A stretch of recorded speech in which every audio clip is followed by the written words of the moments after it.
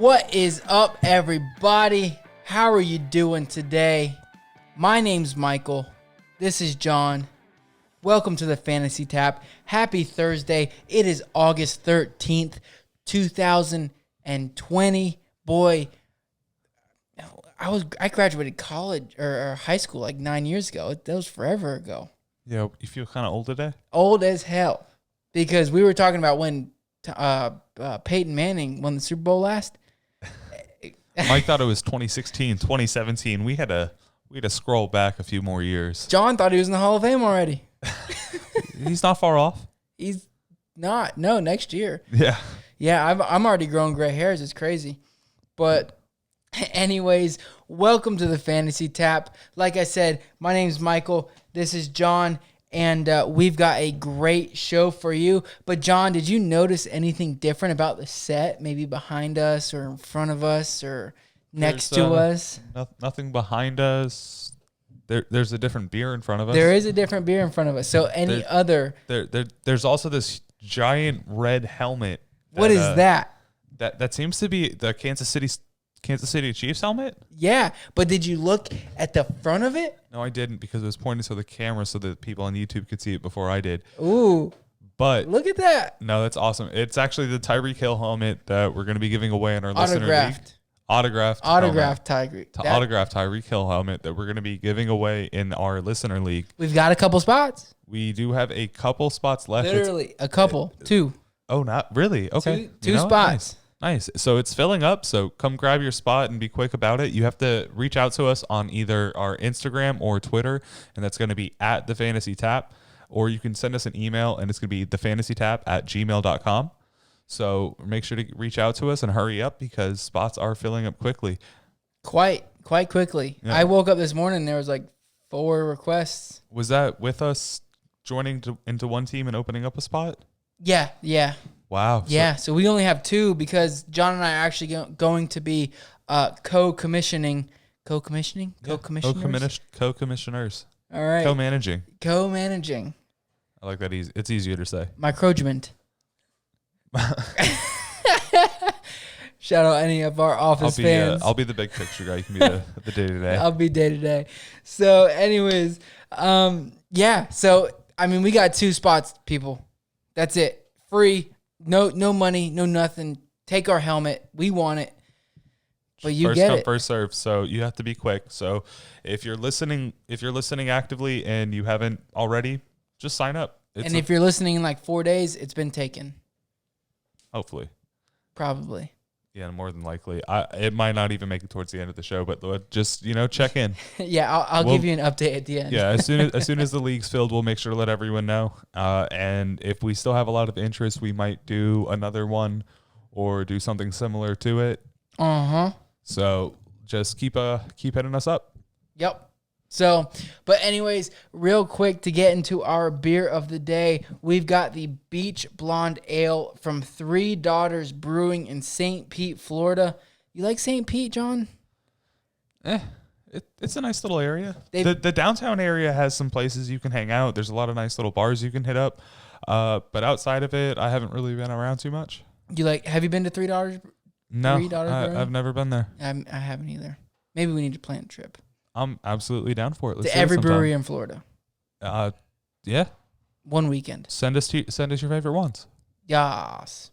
So, anyways, Beach Blonde Ale, Three Daughters Brewing, St. Pete, Florida. That's what we're drinking on today. But we have got a packed show for you today, boy. Yeah. Hit it. We've got a lot to go on here.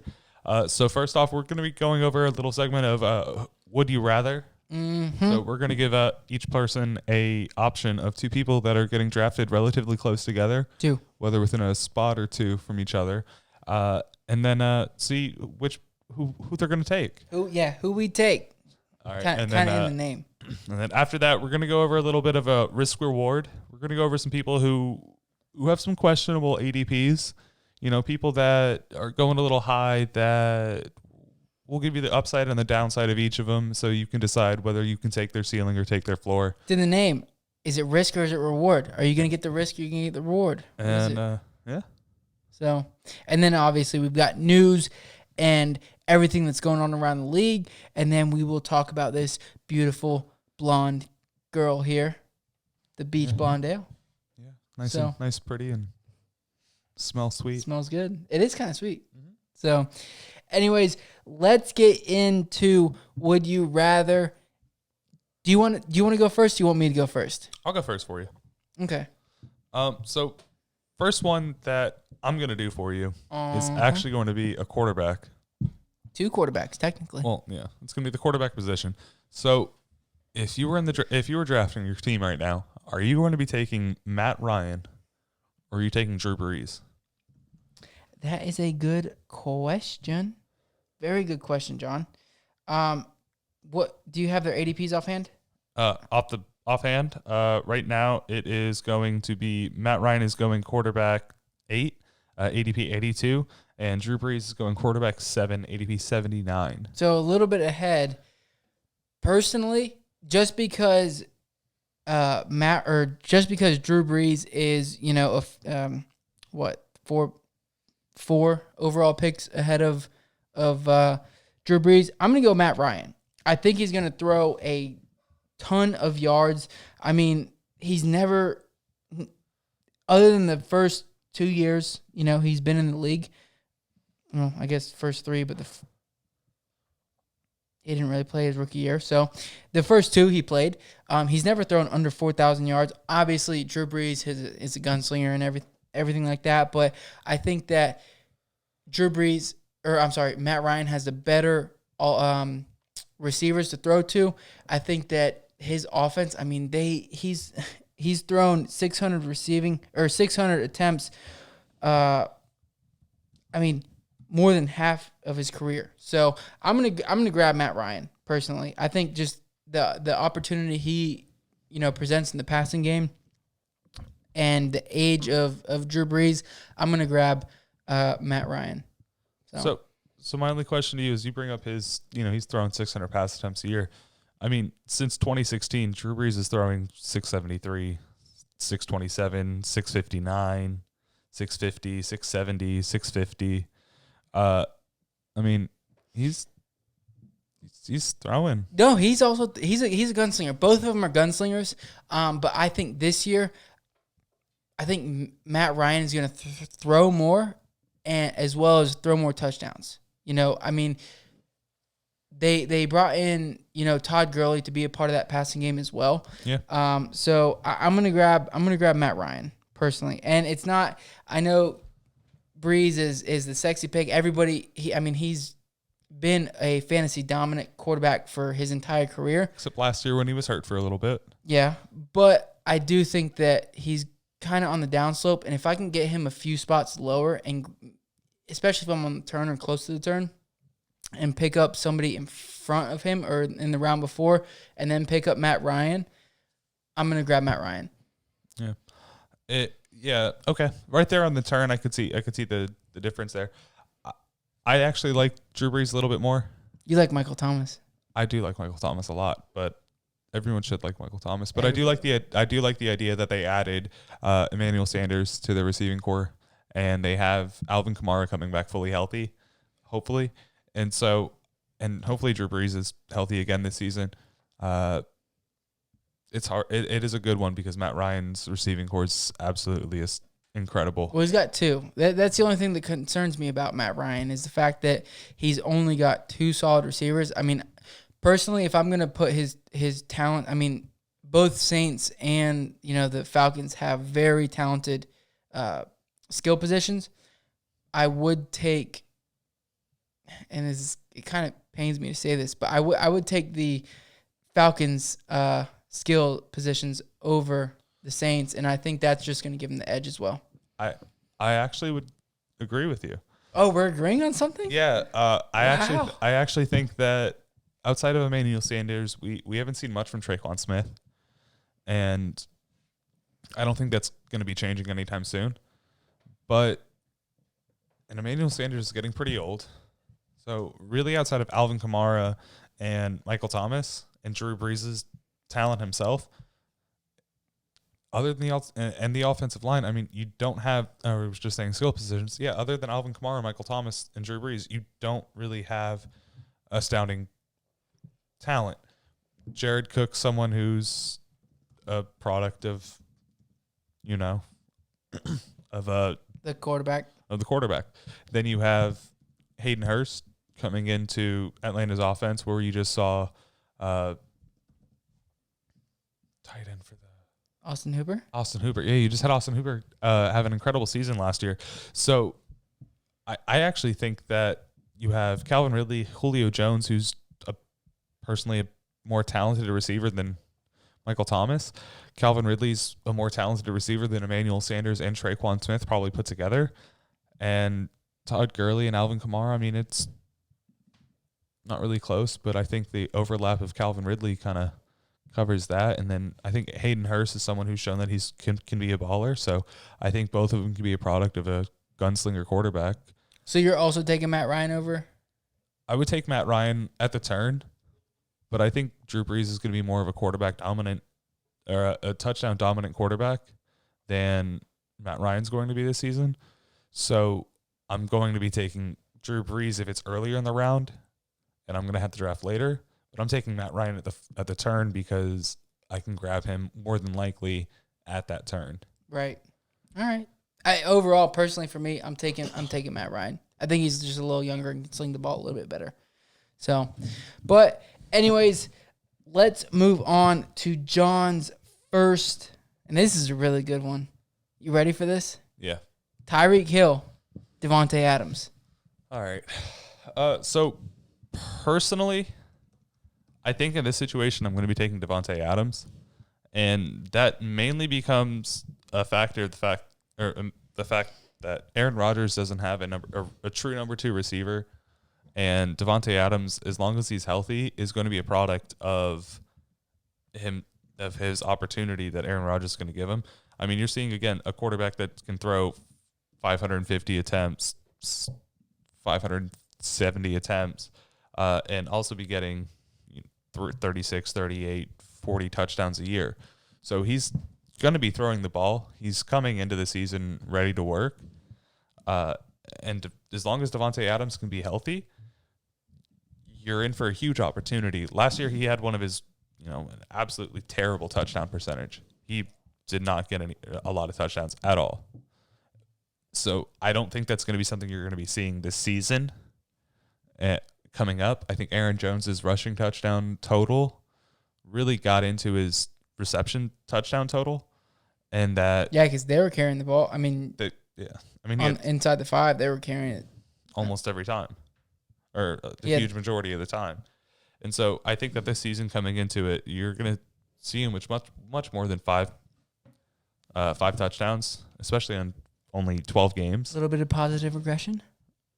Positive regression, if we want to call it. But I mean, only on 12 games, he still finished the wide receiver 23 in a PPR league and the wide receiver 29 in a standard league. So you give him 4 more played games, give him a more realistic touchdown percentage based on how the offense should run with Aaron Rodgers as a quarterback. You're going to see a lot. Tyreek Hill is going to be great, but that whole receiving core is packed with dominant players. I don't know if you can count on his health as much as you can't count on Davante Adams' health. But I do think that defenses are going to be playing that speed role that Tyreek Hill can give you, especially when you're playing against Kansas City. You're designing your scheme around that deep ball, that speed. And with his, being a little bit middle of his career, it's not early, but it's not late in his career. Like, everyone knows who he is. So you're going to be playing him deep. So you're going to grab Davante Adams. I'm going to grab Davante Adams. All right. So, I mean, I would agree with you there. I like Davante's floor. I think he's got a very safe floor. Tyreek's going to give you those big upside, games, those big touchdowns, long touchdowns, giving that little Tyreek piece. I mean, no offense to the helmet in front of us. Tyreek's great, and that's actually why we grabbed this, because he's very fantasy relevant.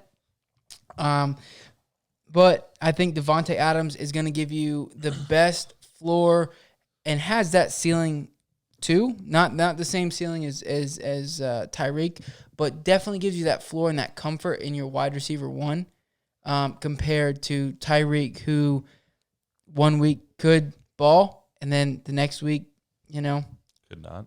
Could put up decent numbers, but not.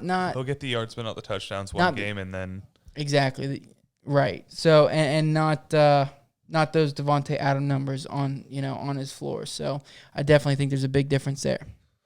So, but anyways, John, you want to hit me with whatever you got next? Yeah. So we're gonna go over to the running back position now, and so when you're drafting, let's go. Are you gonna grab Joe Mixon or Nick Chubb? Ooh. In a PPR league. In a PPR league. So just to give you guys a little bit of a reference, Joe Mixon's going running back 11, and Nick Chubb's going running back 12. Nick Chubb is 15th overall, and Joe Mixon is 13th overall. So personally, in a PPR league, I'm going to grab Joe Mixon. I think he's going to get, a lot of the passing work. Last year, Joe did have less targets last year, but I do think that this year with Kareem Hunt in the backfield of Cleveland, that he's going to eat away some of those targets that Nick Chubb got in the beginning. And obviously, I don't see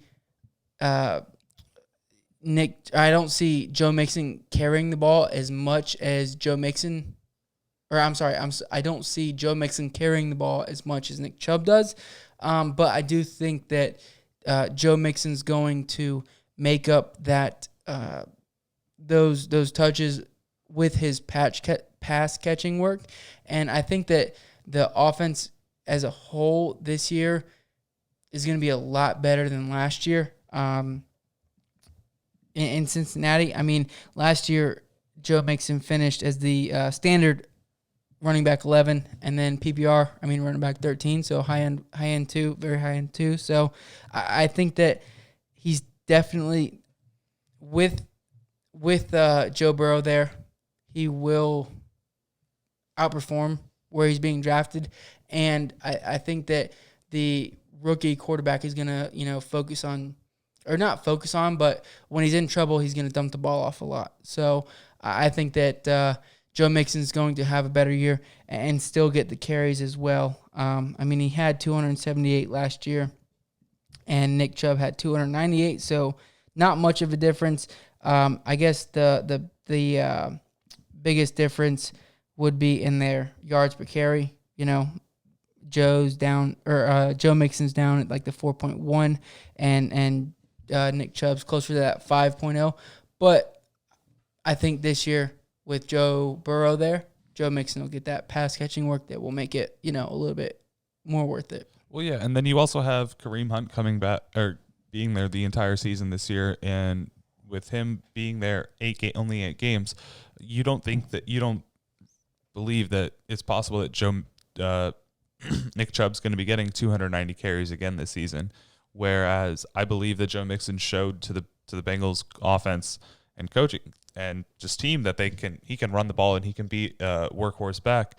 So I think that it's almost possible that he gets more carries this year than Nick Chubb does. And so by the end of the season, you're going to be seeing someone that's getting more pass catching work, more running work, more opportunity, more yardage, and an offense, like Mike said, that has Joe Burrow coming in, learning his rookie season. He's not going to be coming out there and, he might be gunslinging a little bit, but he's also still going to be relying on that running back. And their backup running back isn't, they really don't have much going on back there. So you would expect that Joe Mixon is just going to have more of a target share than Nick Chubb is going to. Yeah. In absolute total. Definitely. Especially with, like you said, especially with Kareem Hunt there. I don't think that he's going to, I think he'll get a ton of touches, but I think Kareem's definitely going to take away from him. So, anyways, let's move on to John's next. Would you rather? And that is Leonard Fournette or Le'Veon Bell. And this is a really good question that I don't know which way I'd lean. John, John, which way am I leaning? Let me know. So personally, this year I'm going to be taking Leonard Fournette.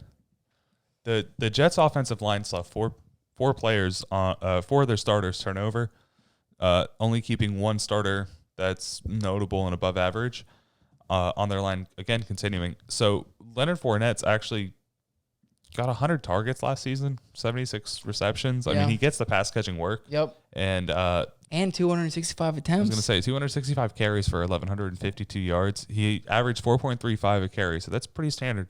That's pretty solid. And then he's also working for a contract. Yep. They're going to run him into the dirt. Yep. And hope that they can get him at least a playoff spot. He's not coming back to Jacksonville. I don't think. They're not going to spend the money on him.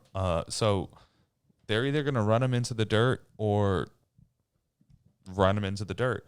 So you're going to see he's going to be getting his carries and he's going to be getting his work in the pass catching game.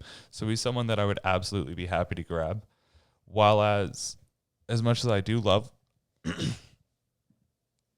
sorry, you okay over there? Just choking a little bit.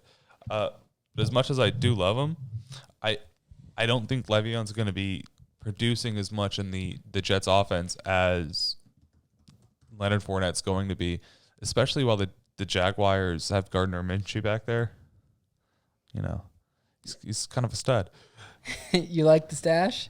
I like the stash. I like him as an NFL player. Not a fantasy player. Super hot. But, I do really like Le'Veon this year, but I do think Leonard's going to be someone who's going to have a huge upside and going to be really solid for you week in, week out, and have a huge upside, huge floor, while Le'Veon's just going to have that huge upside and possibly a really low floor. Well, and I mean, yeah, don't get me wrong. When Le'Veon was with the Steelers, obviously he was one of the top end running backs that you wanted on your team. But last year in a PPR league, Leonard Fournette finished as the 7th ranked running back. Yeah, he had 100 targets. Yeah, if you get the ball thrown to you 100 times a year, you could almost end up as a wide receiver too, depending on how good of a pass catcher you are. You think I could? If you got 10 catches in a season, I'd pay you $100,000. Really? 100,000? If you can get 10 catches, I mean, go into like the Ravens offense. They need speed. Oh, I got speed. I got speed, baby. I see some speed. Yeah. But anyways, and even in a standard league, I mean, he finished 13th last year. So, and in a standard league right now, he's going as running back 19. So, I definitely think that he's going to outperform that. Le'Veon, I don't know how much I trust the Jets offense. And I would say there's 2 players on the Jags offense that I really trust in the fantasy, and that's DJ Chark and Leonard. So, but they proved themselves last year. Absolutely. Pretty much the same offense. So. Okay. So, moving on. We're going to go over to the receivers again. Uh-huh. For the first time this episode. But, so, let's go with the sophomore season standout studs from last year. Would you rather have A.J. Brown, who obviously was Ryan Tannehill's favorite target at the end of the season last year, or would you rather grab DK Metcalf, who at the moment is going at ADP of 46.5 in a PPR lead, and A.J. Brown's going 44, so there's a 2 to 3 pick difference. Are you going to be grabbing A.J. Brown or DK? So I've been tossing this around in my head, and I just finally came to my decision. That's A.J. Brown. Really? Yeah, and you're a little surprised because I'm pretty sure I told you I was going to go DK earlier. Yeah, so let's hear it. Yeah, so state your case. One reason I don't think Ryan Tannehill is going to be the same quarterback as he was last year. The biggest thing that I like about A.J. Brown versus DK Metcalf is the fact that A.J. Brown is the number one for his team. DK has Tyler Lockett there.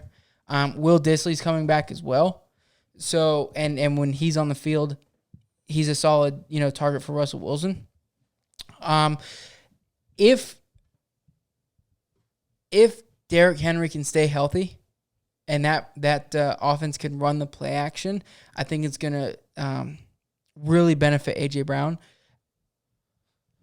But, and it's kind of weird saying this, but, I mean, last year, DK finished as, in a PPR league, the 33rd overall wide receiver, and A.J. Brown finished ahead of him as a 21, and in a standard as the 9. So I don't think he's going to get the targets to,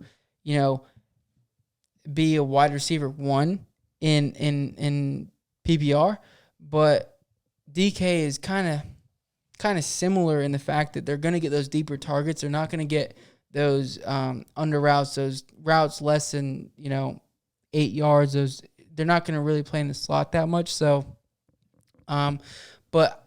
So I lean more towards A.J. Brown because the fact that Tennessee plays that play action so well, and that's going to feed into A.J. Brown and the way he plays. Plus, he's the only receiver on his team. See, I'm actually taking DK, but personally, and last year you saw him grab 100 targets out of Russell Wilson's offense by himself. When he's, dumping off the ball to Tyler Lockett, he's dumping off the ball, even without Will Dissly in their offense. They still had Luke Wilson, who got his fair share. They dumped the ball off to the running backs. And if anything, I think DK solidified his role in the Seahawks offense almost to a point where I think he's going to outperform Tyler Lockett by a tiny, tiny, tiny, tiny, tiny bit this year. I actually have them projected, and I think their yardage total is less than 100 yards difference. And I have them, I've got DK finishing for 8 touchdowns this year on top of about over 1,000 yards. But I think he's going to have an uptick in his targets and his reception total than he did last season because he found that comfortability with Russell Wilson. And I think the fact that he started off his season, getting 6-7 targets, but finishes off his seasons getting 9-5, 9-10. By the end of the season, he was getting more work. And then the last game of the season, he has 12. In the beginning, he's getting 3, 4, 3. So I think once Russell found that comfortability in him, he started really getting that opportunity and performing into it. And I do think he's got huge upside, and he's going to finish pretty high. I don't see Tannehill throwing the ball anywhere near enough to where A.J. Brown gets his 100 targets, and a lot of his yardage came off of a few breakaway runs last season. That you take those away, along with his rushing. He got a couple rushes last season, I believe. I'm thinking of Debo. Yeah, I think you're thinking of Debo. But yeah, so a couple of his touchdowns came off long receptions. But that's what they're so good at when they're opening the field with that play action, and those deep balls are going to be there. So one other thing I like about AJ is he only dropped the ball 2 times on 84 targets, whereas DK finished 6 overall in drops at 8 drops. So, and he did have more targets, but only 16 more. So, and then one last stat I really like is the fact that when targeted, DK or Russell, I guess, had a 107.1 QB rating when targeting DK, and then AJ Brown or Ryan Tannehill had a 132.5 QB rating when targeting AJ Brown, and that was 3rd overall in the league. So it's shown that Tannehill is better or throwing the ball better, and it feels more comfortable, I guess, throwing the ball to AJ versus Russell, who I think Tyler Lockett is more of his comfort. That's his comfort in that offense, his comfort zone. But personally, like I said, I would take AJ Brown. I think that, like I said, it was a very hard decision for me because I think they both have a ton of upside. But being the thing that solidified it for me was the fact that AJ Brown is the number 1 receiver in the offense. So, but anyways, John, let's see, one last question for you, and that is Kyler Murray or Russell Wilson? So, And back to the DK thing. I'm going to take Russell Wilson this season, and that's just because you're coming into a season where Rashad Penny's just coming off his ACL injury. Chris Carson's out right now, just been doing on some family issues that we're going to be talking about later. You've got Tyler Lockett. You've got Will Dissly coming back next season. I think Russell Wilson's just going to have the passing attempts, the passing touchdowns, and the passing yards because it's Russell Wilson, along with a small chunk of rushing ability. Not rushing ability, rushing yards. He's not going to be getting those Lamar Jackson or even as many rushing yards as Kyler Murray.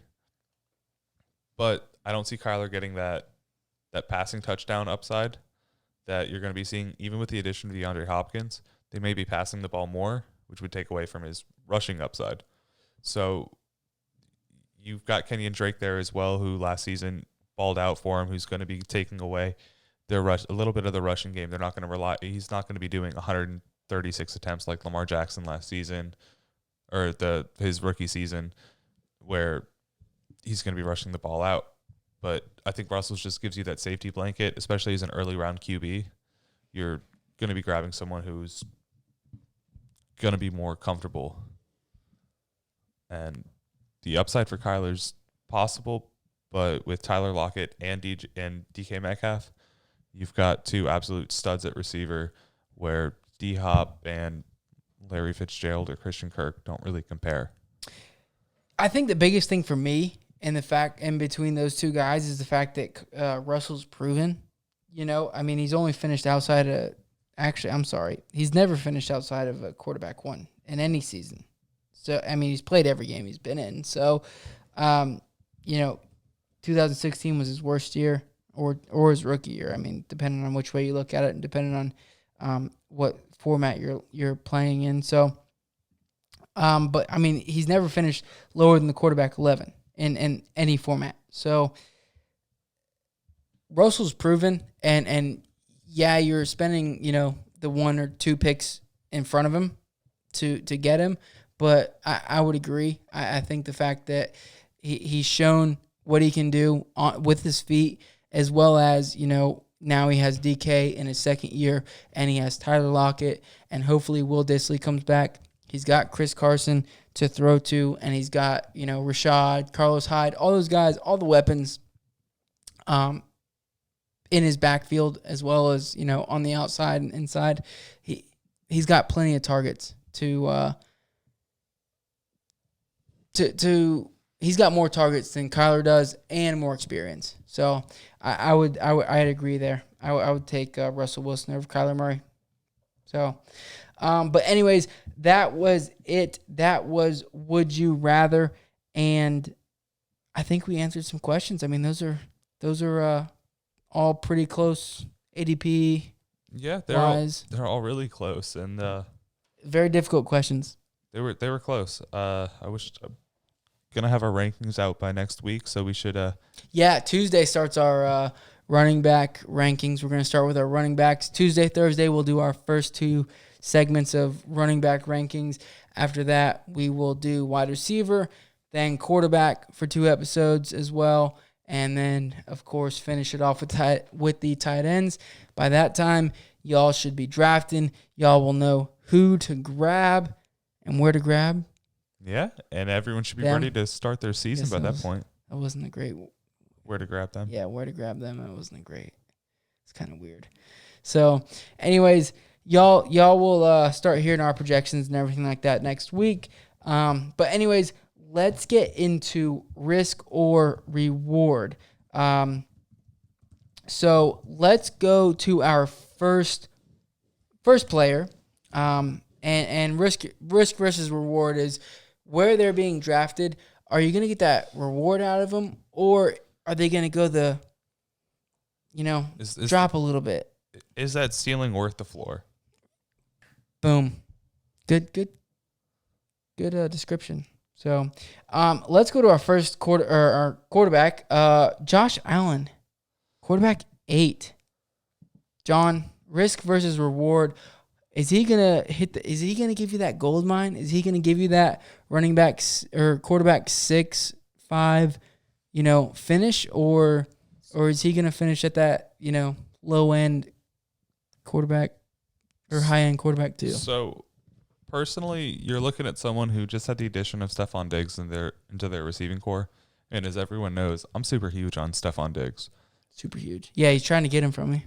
And part of that has to do with the fact that I think Josh Allen is someone who's really going to benefit from having Stephon there. And part of that is you're asking me if he's going to finish a top 8 quarterback. I mean, he finished top 6 last year. Mm-hmm. He was second in rushing attempts. He was third in rushing yards for a quarterback and led the league in rushing touchdowns for quarterbacks, more than Lamar Jackson. So you get that rushing upside at your quarterback 8 pick. And you still have that passing upside where he threw for 461 attempts last season. He wasn't very accurate. He was coming into that sophomore season, hoping that changes a little bit this year and they work on that accuracy. I know they said he beefed up a little bit. Beefed up, baby. And so if he can outperform that 20 touchdowns he got last season, which I really think it's not going to be difficult for him to do, as well as getting that accuracy a little bit better and getting past that 3,000-yard mark. If he can just get his passing game just a touch better, he could easily – I mean, he finished as the 6th last year with only 3,000 passing yards. He could easily finish as a top 5, top 4 quarterback just by picking up that offense. And you have a receiver who's going to be able to do that yard after catch and be an elite guy for you. Yeah, and one thing that I really like about him is if you look at his rookie year versus his sophomore year, the rushing touchdowns actually went up. I mean, he had 8 rushing touchdowns his rookie year and 9 his sophomore year. He didn't have as many yards. He did have more attempts. But when you've got a big guy like him, I mean, he's 6'5", 237 pounds. That's huge. That's a big guy. And he said he beefed up. Could play D end. I wonder if that's including his most recent weigh-in. I don't know. We'll have to ask. We'll have to ask him. We'll have to ask him, like, hey, how quickly are these updated?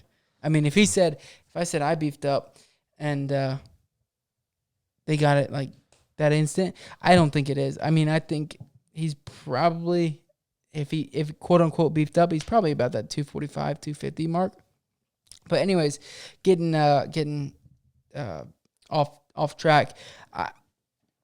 I really like his rushing upside, and that's where he really gives you the most fantasy value, is the fact that he's getting into the end zone, and he's going to get you those rushing touchdowns and those rushing yards. I mean, like you said, he may not be the most accurate, but he's definitely going to get those, those rushing touchdowns, and that's where you're really going to make up on.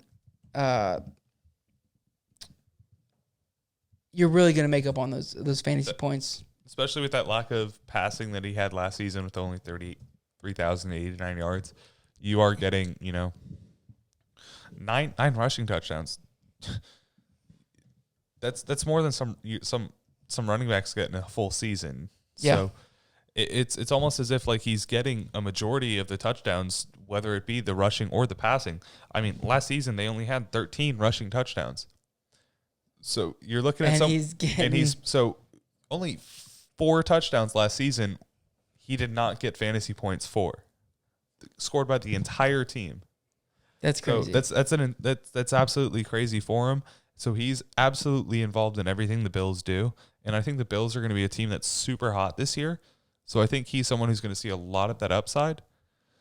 So at pick 8, I'm happy to grab him there.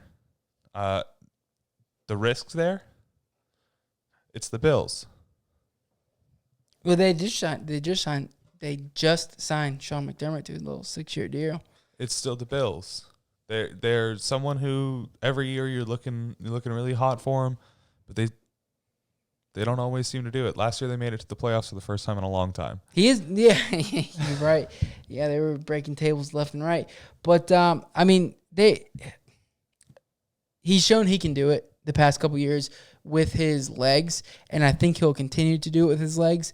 I think this year with the addition of Stephon Diggs, he will learn or be better with his arm, or arms. Accuracy? One arm. Strength? Yeah, he throws with one arm. So arm. Not both. But he'll also be able to get it done with his legs. So I think that's more reward than risk. I'm gonna take him where he's going. Yeah. So I'm happy at quarterback 8. No problem at all. And worst comes to worst, I think he finishes where he is drafted. Where he lands. So, I mean, I think it's really only up from there, personally. But anyways, that is Josh Allen. Ladies and gentlemen, let's get into our running back. And this is a pretty interesting one. John and I have a ongoing debate that will probably never end until the season ends regarding this guy's quarterback. But week 15, we'll have the bet finished. Yeah, we'll talk about bets later. But Melvin Gordon, he's going as the 15th running back off the board in a standard league and 21st in a PPR league, 34th overall or overall. Are you taking risk versus reward? Are you leaning more towards a reward, or is he more of a risk? So the risk that you're grabbing with Melvin Gordon is he was just added to the Broncos offense. Was he? He was. Okay. And who's already had an extremely talented running back with Phillip Lindsay there. Undrafted. And extremely talented, though, when Very we've good. seen it the past Very two good. seasons. Very good. And Melvin's only really had one great or decent fantasy football or even running back finish. Really? Running back finish to where absolutely great running back finish. He's had a few fantasy finishes, especially in PPR leagues. Oh, and standard I'm looking at. Especially in PPR, though. I mean, he's averaged 60 receiving targets a year. But I just don't see him competing with Phillip Lindsay in this backfield and completely outworking someone who's already worked a role into this team. They've added so much depth at the receiver part with Jerry Jeudy and KJ Hamler and already having Cortland Sutton there. You have Noah Fant at tight end, who's someone who showed that he can absolutely ball for Drew Lock, who's someone who we're probably going to be talking about later these next couple weeks. Probably. Oh, we will, because there's an ongoing debate. It's absolutely ongoing. You have Melvin Gordon being able to finish last season on 12 games with, PPR finish 23, standard 25. But I don't see that he's going to be getting the workload that you would need him to be able to grab, especially in a standard league at running back 15. He's not going to be getting the rushing attempts from the Broncos offense, and he's only averaged over 4 yards a carry once, and that was that 1 year I was talking about where he averaged 5 yards a carry, and that was back in 2018. Mm-hmm. Other than that, he's a 3.8, 3.9 guy, and just with how that offense is going to run, he's not going to be able to finish much higher. Yeah, no, I agree. You're fine. Okay, I think that it's more of a risk when you're taking Melvin Gordon. Like you said, they've already had Phillip Lindsay who has shown he's a great not only NFL running back but also a pretty valuable fantasy running back. Melvin Gordon, don't let him fool you because he has had three very in standard 8, 5, 6 from 2016 to 2018 rankings, and then PPR from 2016 to 2018 rankings 7, 5, 8. So he has had some very good fantasy football finishes. However, Phillip Lindsay is going to take touches as well as receptions because he's a pretty competent. He's a great pass catching back. And not only that, they did add Jerry Jeudy and they have Cortland Sutton plus Noah Fant, who's probably going to start to spread his wings, fly, and get those targets. So I don't see him finishing, where he's being drafted. It just running back 21 in PPR and running back 15, especially PPR 15 running back 15 in PPR. There's another running back or another couple running backs that I would rather grab around Melvin Gordon. A couple of them real quick. Behind him, running back 16, I'd rather grab Chris Carson, personally. I know they have Carlos Hyde, but I think that he has more upside than Melvin does with Phillip Lindsay there in that backfield. And Leonard Fournette, especially at running back 19 in a PPR league, or in a standard league, I'm sorry. And then PPR league, behind Melvin Gordon, you've got Jonathan Taylor, David Montgomery. Those are kind of debatable. That's pretty difficult. I would personally take the upside on someone a little bit later, like Raheem Mostert or something, and grab a receiver wherever I'm looking to grab Melvin Gordon. Because midway through the season, I think it's going to be, if not a completely split backfield, something to where Melvin's only looking to maybe 60% of the rushing total.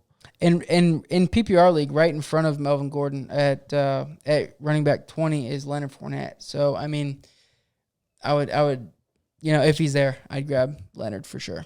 So, but anyways, let's move on to our last player, and that is TY Hilton. John, risk versus reward. Are you leaning towards reward, or is he more of a risk? TY is someone that, like, you would expect to have a huge upside, but he's only had one season where he really didn't perform as well as you'd want him to. I mean, and that was kind of last season. Last season he was drafted really highly, but what are you looking at? I closed out his stat page. Oh no, yeah. Last season he only played 10 games. Obviously finished as in standard 58, PPR 57. But the year before that, he did only have 14 games. Standard finished at 15, and PPR 14th overall receiver. And if you look at it, it's every other year that he finishes as a number one receiver or close to. The other years he's never really finished under a wide receiver too, other than last year. And so I mean, get back to it. Personally, I think he's more of a risk for you. I mean, you saw last season that he had his first huge injury to where he missed a big chunk of games. Season before that, he had a smaller one, and then he did miss a game back in 2014. But even in that year where he only played 15 games, he still finished at the 12 in standard and PPR. So you're not really expecting him to. I personally don't think that he's going to be someone who is going to be seeing a huge share of the targets this year, as much as he's used to. I mean, he's been last time he played 16 games, he got 109 targets. Back in 2016, he got 155, and in 2018, he still got 120 on 14 games. So with the addition of Michael Pittman, you've got Jonathan Taylor, who's someone who's going to be a straight running back. He's not going to be a pass catcher. They're going to be running the ball a little bit more with Marlon Mack and Jonathan Taylor. You've got Michael Pittman coming in. You've got the addition of Trey Burton into the tight end group. So you're going to see more of a shift in that pass catching and where the targets are going to be going and the amount of targets they have. I mean, you do have Phillip Rivers coming into the backfield, into the quarterback room, but the running backs are not the same as they were in Los Angeles with the Chargers. You don't have Melvin Gordon and Austin Eckler back there. You've got two bell cows in your backfield, so you're going to be running the ball. You're not going to be tossing the ball 60 times to Marlon Mack and 45 times to Jonathan Taylor. Now, let me give you a quick question. T.Y. Hilton or Courtland Sutton? Courtland Sutton. Okay, T.Y. Hilton, and this is in a PPR. Stephon Diggs. Oh, you already got them. Yeah, they're written down for you, huh? Yeah. So, I mean, okay, how about this? This is a pretty good one. T.Y. Hilton or A.J. Green? They're both a little bit injury prone. They're both a little bit older. So, and personally, I'm going to be grabbing. Oh man. Yeah, it's hard. I think I would probably take T.Y. at this point. Yeah. Just because his number 2 competition is going to be maybe Zach Pascal or Michael Pittman as far as reception totals. And Jack Doyle if he feels like grabbing the ball a few times. But when you go to A.J. Green, you're going to be seeing someone who's going to get the ball in competition with Tyler Boyd, possibly T. Higgins, John Ross. Joe Mixon catches the ball out of the backfield a great amount of times. I also think that A.J. Green, I mean, when you draft him, he's big red flag injury concern. And Ty does have those like concerns. However, he didn't miss the entire season last year. No, and he didn't. But I mean, he did miss 2 games and 4 games, or 2 games and 6 games so 8 games in the past 2 seasons. I mean, AJ Green's a little bit older. I mean, he's 32 years old. How old is Ty? Ty is 30. So just a little bit older. Schmidge. So, I mean, as you can see his trend, Ty's went from playing 16-16, 15-16 to 14-10. I think both of them have a similar injury concern, but I think if AJ Green plays, and I'm drafting him to play. Okay, so 16 games for AJ, 16 games for TY. Taking AJ Green all day. Yeah, same. Don't think either of them are going to get 16 this year. No? No. So, anyways. So there's a risk in both of them. Yeah. They do have an upside.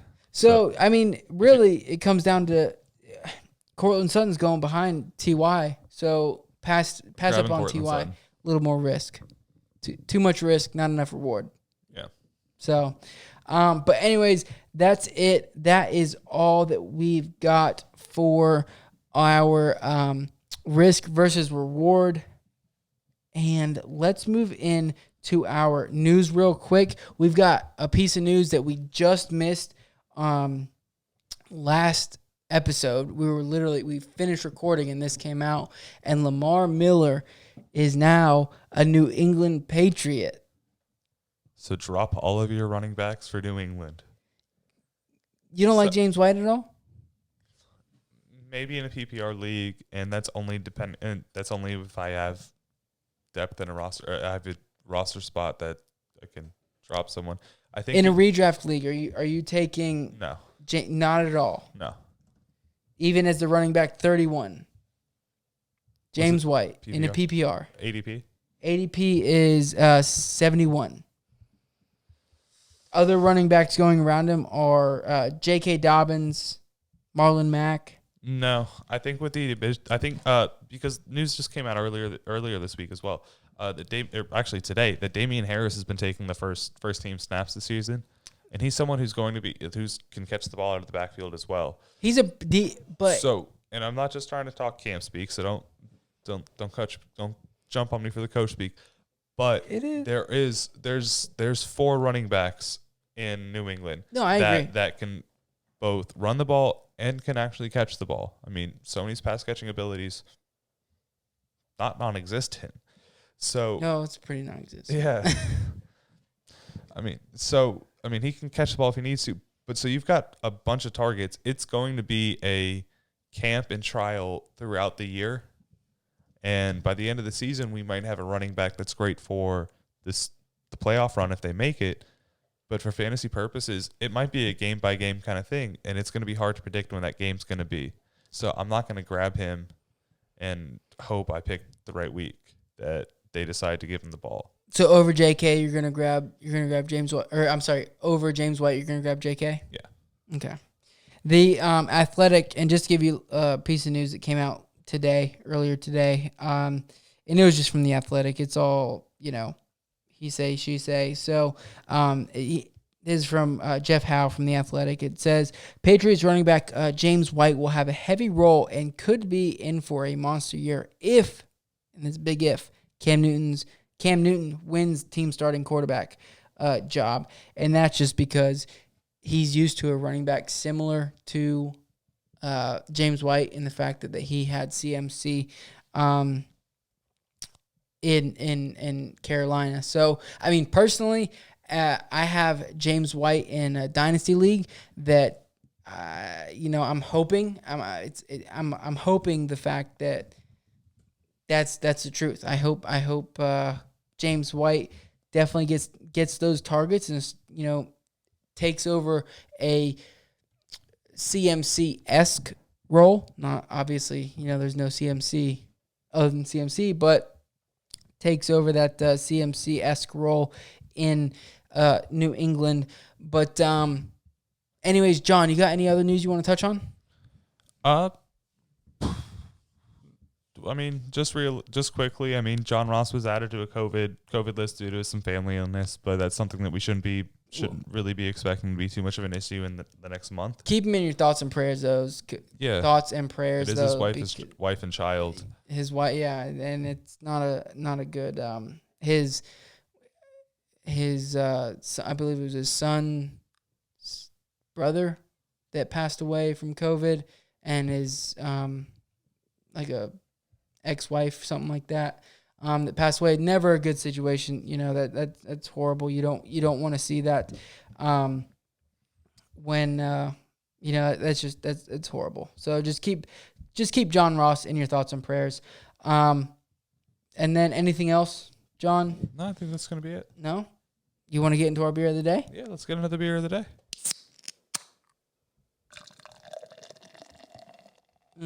Love that sound. It's great, huh? We made it. I know, we've told them already. I know, but I want to tell them again. So today's beer of the day is actually, like we said, it's going to be the Beach Blonde Ale out of Three Daughters Brewing from St. Pete, Florida. It's, a actually quite tasty little sweet beer. The IBUs are sitting at 24, and the ABV is a 5.0 flat. So it's a nice little average hitting beer that's got a sweet flavor at the end. Mike, what do you think about it so far? So, like you said, it has a sweet flavor at the end. I feel like I'm drinking like Bud or a little bit heavier, but a Bud Light, Coors Light. But at the end of it, you get that sweet.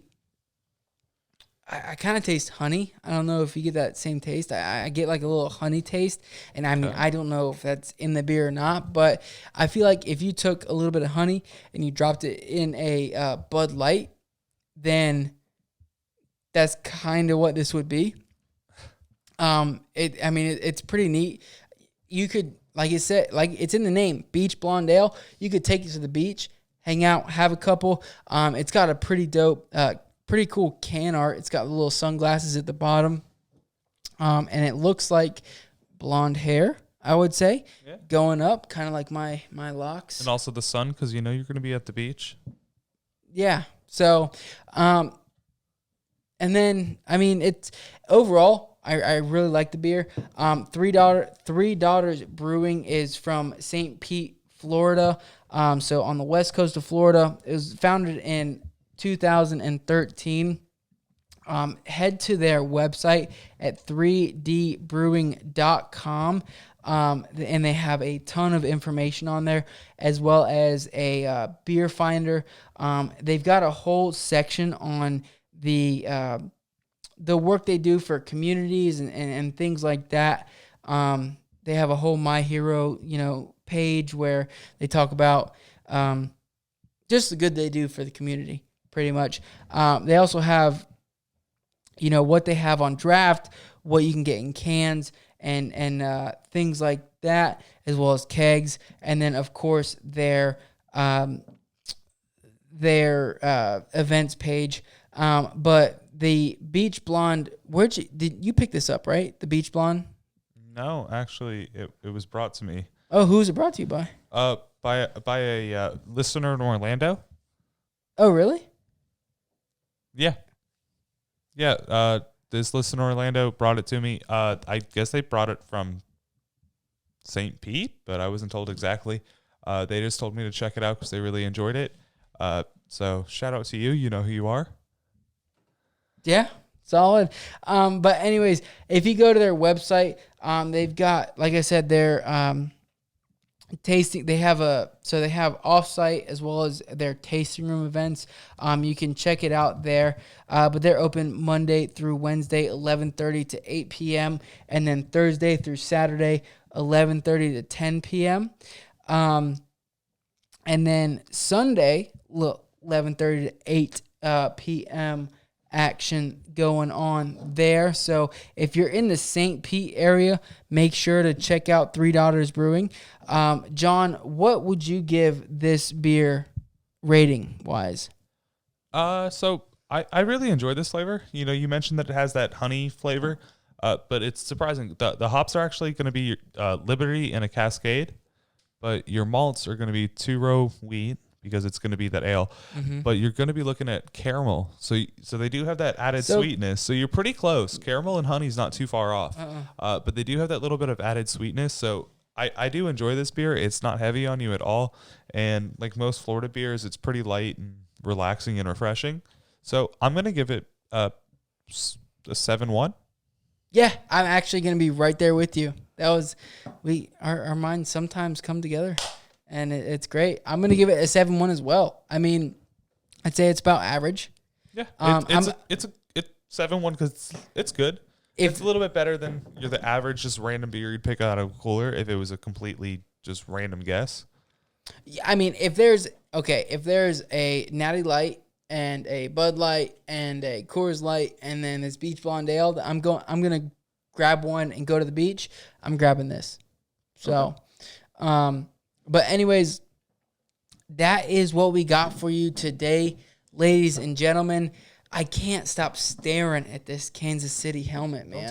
Don't touch it. I'm sorry. I want to touch it. I know. Me too. Trust me. But no, it's an absolutely beautiful helmet, and there's only one way you guys can win that. How do you do that, John?